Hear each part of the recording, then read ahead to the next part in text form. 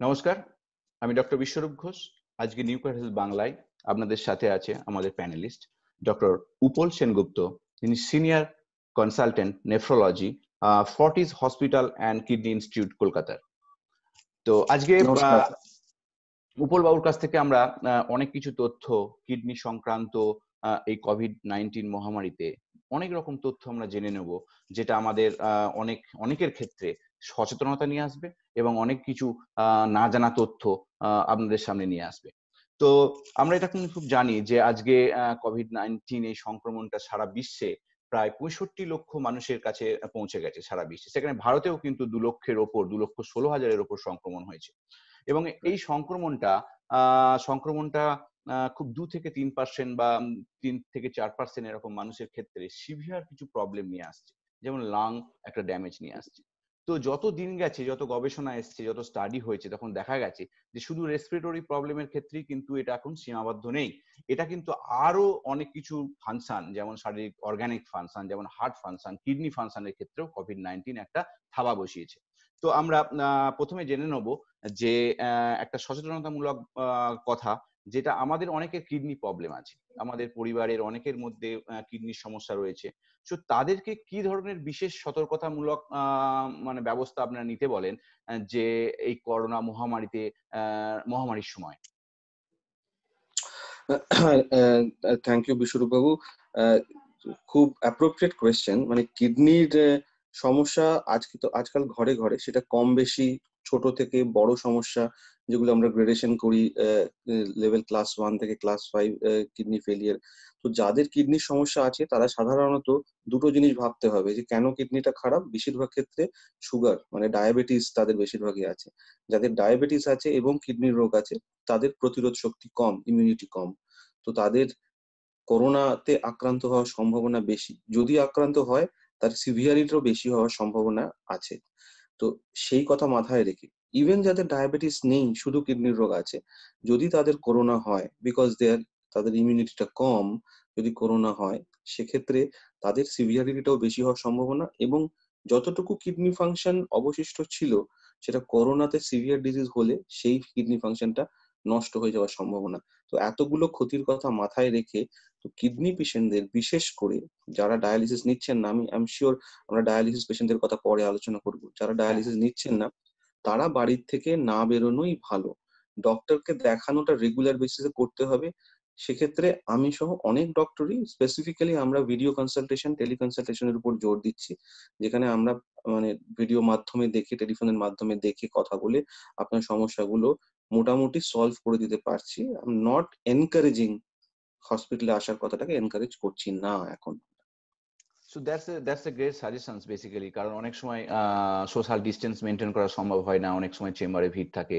So that's a আবার যাতায়াতের সমস্যা, মানুষের ট্রামে, বাসে, ট্রেনে করে যাতায়াত, সেখানেও অনেকটা সোশ্যাল ডিস্টেন্স মেনটেন করা সম্ভব নয়। সেক্ষেত্রে এই সাজেশনটা সত্যি খুবই মানে কি বলবো, অ্যাপ্রোপ্রিয়েট একটা সাজেশনস। আচ্ছা, তাহলে আপনার যারা কোভিড-19 পজিটিভ হয়েছে, রাইট, অথচ যাদের কিডনি সমস্যা হয়েছে, তাদেরকে কি কোনো রকম টেস্ট করেন? মানে যারা কোভিড-19 টেস্ট ছাড়াও তাদেরকে, যাদের কিডনি প্রবলেম আছে, যারা লেখায় যে আমার একটা কিডনির প্রবলেম আছে বা মেডিকেশনটা আপনারা দেখেন, সো তাদেরকে কিছু টেস্ট করেন, আলাদা করে টেস্ট যেটা কিডনি ফাংশনটা দেখেন?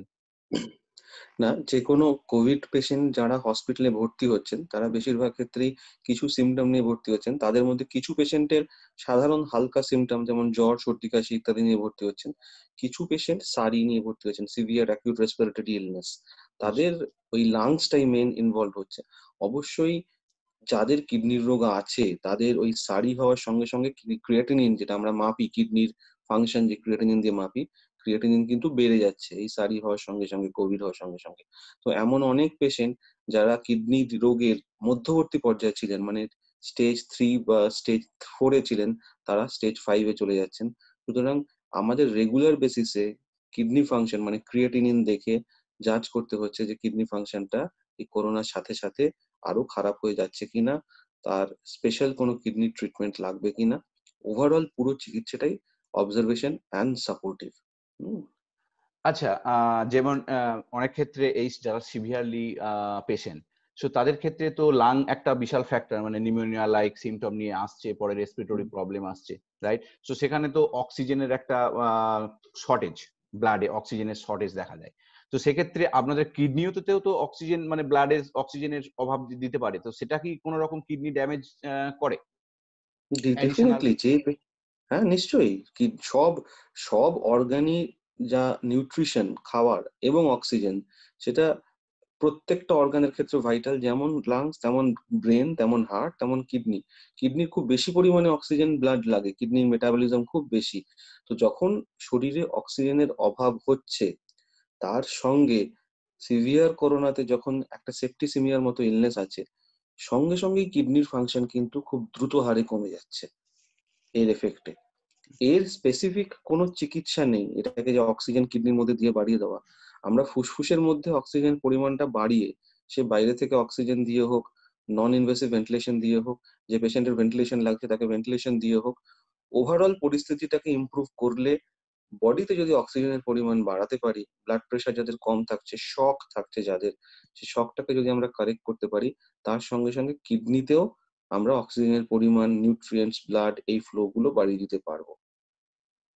That's a great suggestions basically. So I think আপনারা যে দেখছেন, মানে ধরুন রেসপিরেটরি প্রবলেমের সাথে হার্ট ফাংশন, যারা হার্ট স্পেশালিস্ট তারা হার্ট ফাংশন দেখেন, আপনারা কিডনি স্পেশালিস্ট কিডনি ফাংশন দেখেন। So collectively I think collectively good approach for providing good oxygen in the blood, right? So তাহলে আরেকটা যেটা রিসেন্টলি গবেষণা, বিভিন্ন রকম গবেষণা দিয়ে উঠে আসছে যত সময় যাচ্ছে, সময়ের রেসপেক্টে, যেখানে একটা বলছে যে ব্লাড ক্লটিং। সো ব্লাড ক্লটিংটা শুধু লাং এর মধ্যেই নয়, মানে এটা কিন্তু কিডনিতেও দেখা দেয়, এবং কিডনিতে যে blood cell glomerulus, right? So sorry, blood vessel glomerulus, তো সেখানেও তো কি এই ক্লটিং দেখা দিতে পারে? এবং সেক্ষেত্রে আপনারা কি ধরনের সতর্কতা বা কি ধরনের টেস্টিং করে থাকেন, বা কি ধরনের কিভাবে পেশেন্টকে মেনটেন করেন? খুব ভালো প্রশ্ন। কোভিডে, এই করোনাতে একটা বিশেষ ধরনের, অন্যান্য ইনফ্লুয়েঞ্জা বা অন্যান্য ভাইরাল ইলনেসের থেকে এই করোনাতে একটা স্পেশাল যে জিনিসটা দেখা গিয়েছে, সেটা হচ্ছে ব্লাডের ক্লটিং টেন্ডেন্সি বেড়ে যায়, রক্তটা তঞ্চন করে যায় বাংলায় বলতে গেলে। ব্লাড ভেসেলের মধ্যে ইউজুয়ালি কিন্তু রক্ত ফ্লো মেনটেন করে থাকে, ক্লট করে না। আমাদের আহ, যখন কেটে যায় তখন ক্লট করে, যখন ব্লাড ভেসেলের ইন্টিগ্রিটি নষ্ট হয়ে যায়। তবে কিছু কিছু ইনফেকশনে ক্লট করার টেন্ডেন্সি বেড়ে যায়। তার মধ্যে এই ইনফেকশনে কিন্তু দেখা গেছে যে শরীরের মধ্যে অনেক মেজর ব্লাড ভেসেলের মধ্যে ক্লট করে যাচ্ছে। তার মধ্যে কিডনিতেও, কিডনির এরকমও পেশেন্ট আমরা দেখছি যে কিডনির মেইন যে ধমনী, শিরা ধমনী, তাতে ব্লাড ক্লট করে গেছে। সেক্ষেত্রে কিডনি কমপ্লিটলি কাজ করা বন্ধ করে দেয়। তাছাড়াও আপনি যেটা বললেন, কিডনির মধ্যে যে গ্লমেরুলাস আছে, নেফ্রনের মধ্যে, কিডনির একটা গঠনগত এবং কার্যগত ইউনিট যেটাকে আমরা বলি স্ট্রাকচারাল এন্ড ফাংশনাল ইউনিট, কিডনির নেফ্রন। সেই নেফ্রনের মধ্যে গ্লমেরুলাস আছে, সেই গ্লমেরুলাস এর মধ্যে ব্লাড জমে যাওয়ার টেন্ডেন্সিও দেখা গেছে। এটা জানা যায় কিডনির বায়োপসি করে। সারা পৃথিবীতে এত খারাপ পেশেন্টদের কিডনি বায়োপসি করার স্টাডি এখনো পর্যন্ত খুব বেশি নয়। কিছু কিছু আছে, আমাদের পুরো পৃথিবীর ডেটা যে আছে তাতে দেখা যাচ্ছে হ্যাঁ, কিডনি গ্লোমেরুলাস এর মধ্যেও ক্লটিং টেন্ডেন্সি রয়েছে। মেজর বড় আর্টারি ভেনের মধ্যে ক্লটিং টেন্ডেন্সি আছে। ডেফিনেটলি এইগুলো ওভারঅল অন্য ফাংশন ডিটোরিয়েট করার সঙ্গে সঙ্গে কিডনি ফাংশনও খারাপ করে দেয়। ক্লটিং প্রিভেন্ট করার জন্য অ্যান্টিকোয়াগুলেন্ট ব্যবহার করা হয়। তো অন্য কোনো কন্ট্রাইন্ডিকেশন, ক্ষতির সম্ভাবনা না থাকলে করোনা পেশেন্টকে অ্যান্টিকোয়াগুলেশন ব্যবহার করা হয়, যাতে এই ইলনেস, এই রোগের চলাকালীন পেশেন্ট যখন ভর্তি থাকে, সিক পেশেন্ট, তার রক্তটা একটু ওষুধ দিয়ে, অ্যান্টিকোয়াগুলেশন ইনজেকশন দিয়ে পাতলা করে রাখা হয়, যাতে ক্লটিং না হয়। আচ্ছা, তো আজকে বেসিক্যালি আমরা যেটা দেখতে পাচ্ছি, মানে আমরা বেসিক্যালি সিভিয়ারলি পেশেন্টদের ক্ষেত্রে যে সিনারিওটা আমরা সবসময় দেখি যে মৃত্যুর হার বেড়েছে, সিভিয়ারলি পেশেন্ট ইনফেক্টেড, মানুষ একটা আতঙ্কগ্রস্ত হয়েছে। তো আমরা ভেতরের ইনসাইড পিকচারটা কিন্তু আজকে অনেকটা দেখতে পাচ্ছি। যেমন ধরুন মডারেট বা সিভিয়ার যারা সিমটম আছে, যাদের মাইল্ড আছে বা সিমটম নেই, তারা বাড়িতে কোয়ারেন্টাইন আছে, সেটা স্বাভাবিক রুটিন। ঠিক। কিন্তু হুম। যাদের সিভিয়ার বা মডারেট সিমটম আছে, যাদেরকে হসপিটালাইজ হতে হচ্ছে, সেখানে কিডনি ফাংশনটা দেখা হচ্ছে। তো সেখানে কখনো কখনো এই কোভিড-19 এর সংক্রমণ হওয়ার ফলে কি তাদের কি ডায়ালিসিস, মানে ডায়ালিসিস করতে হতে পারে? মানে আমি বলতে চাইছি যে কোভিড-19 কি কোন একটা অ্যাকিউট পেশেন্টকে টার্ন নিতে পারে, যে তাদের ডায়ালিসিসের প্রয়োজন হয়ে পড়ছে, অথবা ডায়ালিসিসের প্রয়োজন হতে পড়ছে না, মানে যাদের পড়ছে না, কিন্তু কোভিড-19 কি ডায়ালিসিসের দিকে টার্ন নিতে পারে? নিশ্চয়ই, মানে এটা এটা ভাবতে হবে যে কোভিড-19 মানে এই কোভিড যে তার যে ইলনেসটা সিভিয়ার অ্যাকিউট রেসপিরেটরি ইলনেস, এটা যে কোনো একটা সেপ্টিসিমিয়ার মতো প্রেজেন্ট করে। তার পুরো ইলনেসটাই like a septicaemia. Normal septicaemia আমরা ব্যাকটেরিয়া দিয়ে দেখি, সেটা অ্যান্টি ব্যাকটেরিয়াল যেগুলো আছে সেগুলো দিয়ে আমরা ট্রিট করি। আনফরচুনেটলি কোভিড-19 এর যে সেপ্টিসিমিয়াটার ধরনের যে ইলনেসটা হয়, হ্যাঁ, সেপসিস যেটাকে বলি আমরা, সেটাতে অ্যান্টি ব্যাকটেরিয়াল দিয়ে তার কোনো ইউজ নেই। যেমন একটা সেপ্টিসিমিয়াতে শরীরের মাল্টি অর্গান ডিসফাংশন হয়, ব্লাড প্রেশার ফল করে যায়, কিডনিতে ব্লাড ফ্লো কম হয়, কিডনি ইউরিন হতে প্রথমে কম আরম্ভ করে, তারপর ওষুধ দিয়ে সেটা রেসপন্ড না করলে ইউরিনটা ধীরে ধীরে বন্ধ হয়ে যায়, তখন পেশেন্টকে ডায়ালিসিস দিতে হয়। তো এমন কোনো পেশেন্ট যার কোনোদিন কোনো কিডনির রোগ ছিল না, তার কোভিড হয়ে, খারাপ ধরনের কোভিড হয়ে সেপ্টিসিমিয়া হয়েছে, সেপসিস ধরনের রোগ হয়েছে, তাকে নতুন করে প্রথমবার ডায়ালিসিস দিতে হয়েছে এরকম দেখা যাচ্ছে। যাদের অল্প কিডনির রোগ ছিল তাদের কিডনি রোগটা হঠাৎ করে অনেকটা বেড়ে গিয়ে স্টেজ 2 থেকে স্টেজ 5 এ চলে গিয়ে ডায়ালিসিস লাগছে, এরকমও দেখা যাচ্ছে রেগুলার বেসিসে। এছাড়াও যারা অলরেডি ডায়ালিসিস নিচ্ছেন তাদের যখন কোভিড হয়ে যাচ্ছে, অবভিয়াসলি তাদের ডায়ালিসিসের রিকোয়ারমেন্টটা বেড়ে যাচ্ছে। যে সপ্তাহে একবার নিচ্ছিল তাকে আমাকে সপ্তাহে 3 বার 4 বার করে দিতে হচ্ছে। অনেক সময় একদিন ছেড়ে ছেড়ে দিতে হচ্ছে। তো এই নানা রকম স্পেকট্রাম ডায়ালিসিসে দেখা যাচ্ছে কোভিডে। তাহলে কি রিকভারির ক্ষেত্রেও কি মানে যাদের ডায়ালিসিস হঠাৎ করে নিতে হচ্ছে, যাদের নর্মাল রেসপিরেটরি প্রবলেম নিয়ে আসছে, যারা ভেন্টিলেশনে আছে, তো তাদের ক্ষেত্রে যখন কিডনির সমস্যা দেখা যায়, তাহলে রিকভারি টাইমটাকেও তো অনেকটা ভ্যারি করে। মানে রিকভারি মানে অনেক সময় যারা রিকভার করেন, তো তাদের ক্ষেত্রে হ্যাঁ, রিকভারি টাইমটা প্রলং হয়ে যাচ্ছে কি? ডেফিনেটলি প্রলং হয়ে যাচ্ছে। যেকোনো ইলনেসে যদি তার কিডনিও খারাপ হয়ে যায়, তার যদি আমরা বলি লাংসটা রিকভার করে গেল, কোভিড আস্তে আস্তে সেরে গেল, কিন্তু অত তাড়াতাড়ি কিডনি কিন্তু রিকভার করে না। একটা অ্যাকিউট রেনাল ফেলিয়ার হলে কিডনি রোগটা কমে গেল, কিডনি রিকভার করতে নরমালি লাংস বা অন্যান্য সেপ্টিসিমিয়া থেকে রিকভার করার থেকে বেশি সময় লাগে। এমনও দেখা যাচ্ছে যে হসপিটাল থেকে বাড়ি যাওয়ার পরেও কিছু কিছু পেশেন্টের ডায়ালিসিস লাগছে। আচ্ছা। আচ্ছা, মানে বেসিক্যালি এখন আমরা যে কথাটা শুনি যে সাইটোকাইন স্টর্ম, রাইট? যেকোনো ইনফেকশনের ক্ষেত্রে ধরুন হুম, কোভিড, SARS-CoV-2, যখন লাং হোক, হার্ট হোক বা এই কিডনি হোক, তাদের কিন্তু যে সেলের যে receptor ACE2 angiotensin converting enzyme 2, তো এই SARS-CoV-2 স্পাইক প্রোটিনটা যখন বাঁধে সেইভাবে, তারপর তো ইন্টারলাইজড হয় সেলের মধ্যে, ঢুকে গিয়ে তার মেকানিজমটাকে নিয়ে সেটাকে আরো বংশবৃদ্ধি করে, ইনফেকশনটাকে বাড়িয়ে দেয়। তো কিডনির ক্ষেত্রেও কি মানে তখন তো একটা সাইটোকাইন, আমাদের যে সাইটোকাইন ইমিউনিটিটাকে প্রোটেক্ট করতে বেরিয়ে আসে, হঠাৎ করে যখন ইনফ্লাক্স হয়ে যায় সাইটোকাইন স্টর্মটা যে আসে, সেই সাইটোকাইন স্টর্মটা কি কিডনির রোগীদের ক্ষেত্রে আপনারা কি লক্ষ্য করছেন যে অনেকটা বেড়ে যাচ্ছে, মানে সেই বা ইনফ্লামেশনটা বেড়ে যাচ্ছে, সেটা একটা বড় কারণ কিডনি ফেলিওরের দিকে? সেই সম্বন্ধে যদি কিছু বলেন। হ্যাঁ, সাইটোকাইন স্টর্ম কোভিড ইনফেকশনের, সিভিয়ার কোভিড ইনফেকশনের একটা পার্ট।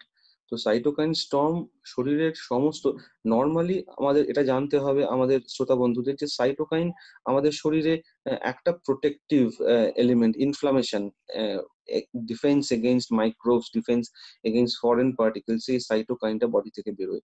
কিন্তু যখন সাইটোকাইনটা বেরোনোটা আনরেগুলেটেড হয়ে যায়, তখন এই সাইটোকাইনটা ভালোর থেকে বেশি ক্ষতি করে। মানে একটা ঝড়ের মতো, সাইক্লোনের মতো সাইটোকাইন বডির মধ্যে যখন বেড়ে যায়, তখন তার এফেক্ট শরীরের সমস্ত অর্গানের উপরই এসে পড়ে। এই সাইটোকাইন স্টর্মটার জন্যই এই সেপ্টিসিমিয়া লাইক পিকচারটা দেখা দিচ্ছে।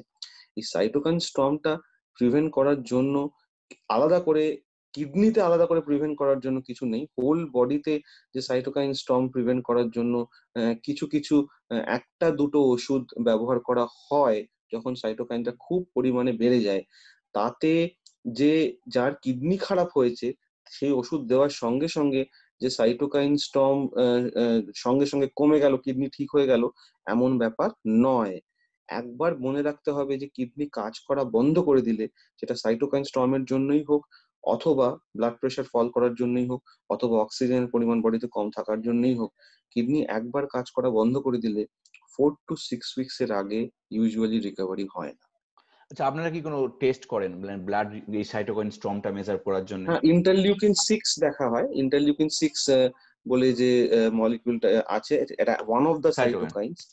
সেই সাইটোকাইনটা দেখে যেসব পেশেন্টের ইন্ডিকেটেড, এইগুলো কিন্তু নর্মাল কোভিড পেশেন্টদের জন্য নয়। না, এগুলো একটু very few 1 hmm, to hmm. 2% patient যারা সিভিয়ারলি সিভিয়ারলি। সিক আইসিইউতে আছে তাদের জন্য। নর্মাল হ্যাঁ, পেশেন্টের জন্য এই টেস্ট গুলো নয়। না, কারণ তাদের তো নর্মাল যাদের ক্ষেত্রে তারা তো বাড়িতেই কোয়ারেন্টাইন থাকতে পারে, বা যারা হসপিটালাইজড, বেসিক্যালি আজকে এই কারণেই আলোচনা করছি যে এই কিডনি বা এই ধরনের অর্গানে যখন এফেক্ট পড়ে সেগুলো অনেকটা সিভিয়ারের দিকেই এগোয়, সেই কারণে হুম হসপিটালের সম্মুখীন হয়। তো যে এই হুম কোশ্চেন হুম গুলো নিয়ে আসছি মানে আমাদের শ্রোতা বন্ধুদের জন্য, হুম যে এই যে বেসিক এই কোশ্চেন গুলো আমাদের যদি সাধারণ মানুষের একটা মানে জেনে থাকে, জানার তো কোনো শেষ নেই, যদি একটা সাধারণ একটা খুব সুন্দরভাবে যে আপনাদের ভাষায় যদি মানুষ জানতে পারে, তাহলে তারাও কিন্তু অনেক সময় কি হবে, যে আপনাদের কাছে বলতে পারবে, মানে যে আচ্ছা এটা দেখেছেন ওটা দেখেছেন, কারণ পেশেন্টরা সবসময় উতলা থাকে, রাইট? তো যাই হোক, হ্যাঁ যেমন এরকমও এটা আমরা আরেকটা জিনিস যেটা এখন আলোচনা করতে চাই, যেমন প্রথমেই যেটা বললাম যে হার্ট ফাংশন, অনেক সময় আমাদের অর্গান থেকে এখন হার্টে, কিডনি, লাং থেকে এগুলোর ইনফেকশনটারও এফেক্ট হুম করছে। তো যাদের হাইপার হুম টেনশন আছে, রাইট, তো যাদের প্রি এক্সিস্টিং, লাইক আপনি যেমন ডায়াবেটিক্স এর কথা বলেছিলেন, তো যাদের হুম হাইপার হুম টেনশনও আছে, তাহলে হাইপার টেনশন যাদের আছে তাদের ক্ষেত্রেও তো যে এই যে আমাদের কিডনিতে ব্লাড ফ্লো, মানে যে ব্লাডের যে যে ড্যামেজ, মানে যে এবিলিটি অফ ব্লাড ফিল্টারিং যে ক্ষমতা, রাইট, সেটার কি ক্ষেত্রে কোনো এফেক্ট পড়ে, এবং তার কোনো কোনো কোনো সেটা কিভাবে দেখেন আপনারা? না, হাইপারটেনশন যাদের আছে, hypertension is also considered, long standing hypertension is also considered to be a comorbidity. মানে কোভিড পেশেন্টদের কোনখানে রাখা হবে, এই যে একটা ট্রায়াজ করা হয়, যে একটা পেশেন্ট, কোভিড পেশেন্ট আপনার কাছে এলো, হসপিটালে এমার্জেন্সিতে এলো, তাহলে সেই পেশেন্টটা কি নর্মাল কোভিড একটা আইসোলেশন ওয়ার্ডে যাবে না আইসিইউ ধরনের ওয়ার্ডে যাবে, তার তো অনেকগুলো ট্রায়াজ ক্রাইটেরিয়া আছে, তার অক্সিজেনের পরিমাণ কত, তার অন্যান্য কি কি কোমরবিডিটিস রয়েছে, মানে বেসিক ইলনেস কি কি রয়েছে বডির মধ্যে, তার মধ্যে লং স্ট্যান্ডিং হাইপারটেনশনও রয়েছে। এরকম বেশ কিছু স্টাডি হয়েছে ইউরোপে এই বেশ গত 6 মাসের মধ্যে, এবং চায়নাতে দেখা গেছে যে যাদের হাইপারটেনশন আছে ভার্সেস যাদের হাইপারটেনশন নেই, তাদের লং স্ট্যান্ডিং হাইপারটেনশন কথা বলছি আমি, তাদের মধ্যে কোভিড এর সিরিয়াসনেস এর এফেক্ট হাইপারটেনসিভ পেশেন্টদের মধ্যে বেশি। সুতরাং সেই কারণে আমরা যে স্কোরিং সিস্টেম করি, যে পেশেন্টের হাইপারটেনশন আছে, ডায়াবেটিস আছে, কিডনি ডিজিজ আছে, কোনো ক্যান্সার থেকে ভুগছেন কিনা, কোনো ইমিউনোসাপ্রেসিভ ওষুধ খাচ্ছেন কিনা, ট্রান্সপ্লান্ট পেশেন্ট কিনা, লিভার হোক, কিডনি ট্রান্সপ্লান্ট হোক, এইগুলো এক এক এক এক করে পয়েন্ট বাড়িয়ে দিচ্ছে তার রিস্কে। হাইপারটেনশনটাও রিস্কের পয়েন্ট এরকম ভাবে বাড়িয়ে দিচ্ছে। যাদের হাইপারটেনশন লং স্ট্যান্ডিং তাদের অবভিয়াসলি কিডনি ড্যামেজ, যাদের হাইপারটেনশন নেই তার থেকে বেশি হবে। বাহ! তাহলে আপনি আমার প্রথমে শুরু করেছিলেন যে আমরা যেটা একটা সচেতনতা নিয়ে, যে যারা সাধারণ মানুষ যারা কিডনি রোগ আছে, মানে অথচ তারা বাড়িতেই আছেন, যাদের ডায়ালিসিস নিতে হয় না তারা বাড়িতে থাকবেন, বা বাড়িতে ডাক্তারের সাথে টেলিমেডিসিন বা কনফারেন্সের মাধ্যমে যোগাযোগ করবেন। কিন্তু যাদের ডায়ালিসিস নিতে হয়, তাহলে সংক্রমণটা যে ডায়ালিসিস সেন্টার, তাহলে তাকে ডায়ালিসিস সেন্টারে যেতে হবে।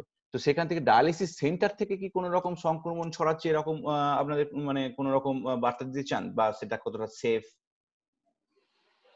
না, খুব ভালো প্রশ্ন, ইম্পর্টেন্ট রেলেভেন্ট প্রশ্ন। এই এই এই ইয়েতে ডায়ালিসিস পেশেন্টরা, তাদের একটা বাধ্যতামূলক হসপিটালে যাওয়ার ব্যাপার থেকেই যায়, যে সোশ্যাল ডিস্টেন্সিং লকডাউনের মধ্যেও আমার কিন্তু বাড়িতে বসে থাকলে চলবে না, সপ্তাহে 2 বার বা 3 বার আমাকে হসপিটালে যেতে হবে।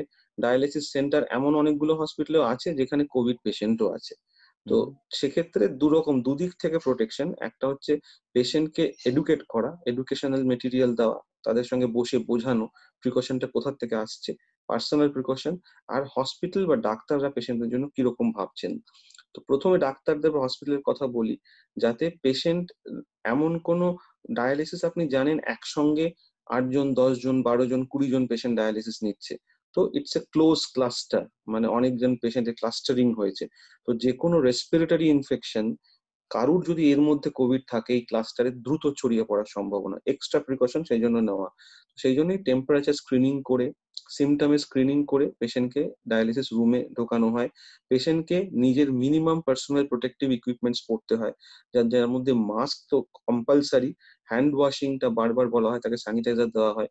যাদের সিমটম আছে বা টেম্পারেচার আছে, বা যে পেশেন্ট বলছে যে আমার সামহার নট ফিলিং ওয়েল, তাদের কিন্তু নর্মাল পেশেন্টদের সঙ্গে ডায়ালিসিস দেওয়া হচ্ছে না, তাদেরকে আলাদা মানে আইসোলেশনে সাসপেক্ট, যাদেরকে সাসপেক্ট করছেন বা যারা ঠিক টেস্ট করেনি তাদের ক্ষেত্রে, মানে অনেক সময় তো সিমটমই থাকে না, তারা কোভিড পজিটিভ, ঠিক সেইগুলো আপনারা কিভাবে ঠিক ডিস্টিংগুইশ করছেন? খুব ইম্পর্টেন্ট কোয়েশ্চেন।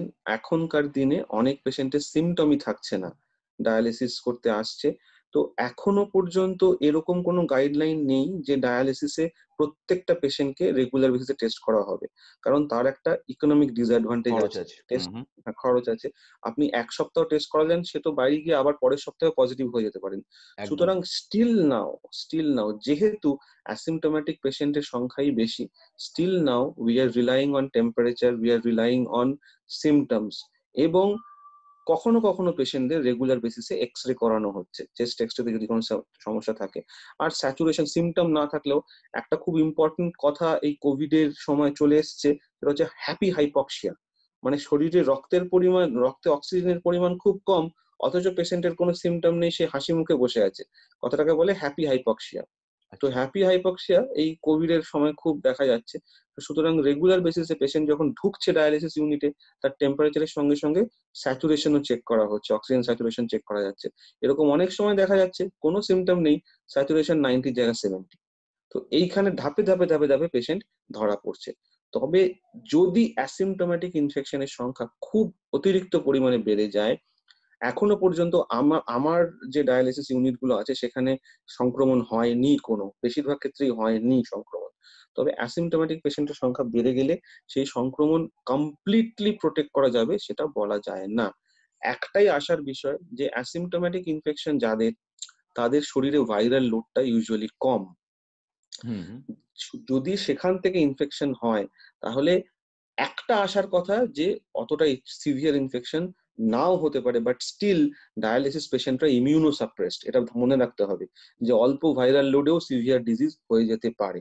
সুতরাং সেক্ষেত্রে প্রোটেক্ট করার উপায় হচ্ছে কমপ্লিট নিজের যতটা সম্ভব, পেশেন্টদের পিপিই পড়তে আমি বলছি না, পেশেন্টদের অবভিয়াসলি একটা N95 বা ইকুইভ্যালেন্ট FFP2 যে মাস্ক, সেই মাস্ক রেগুলার ব্যবহার করা, স্যানিটাইজার ব্যবহার করা, যদি আই কভার ব্যবহার করতে পারেন তাহলে আই কভার ব্যবহার করা, এবং হাসপাতাল দেখছে ডায়ালিসিসের বেডগুলোর মধ্যে অ্যাটলিস্ট যেন 3 ফুটের ডিফারেন্স থাকে।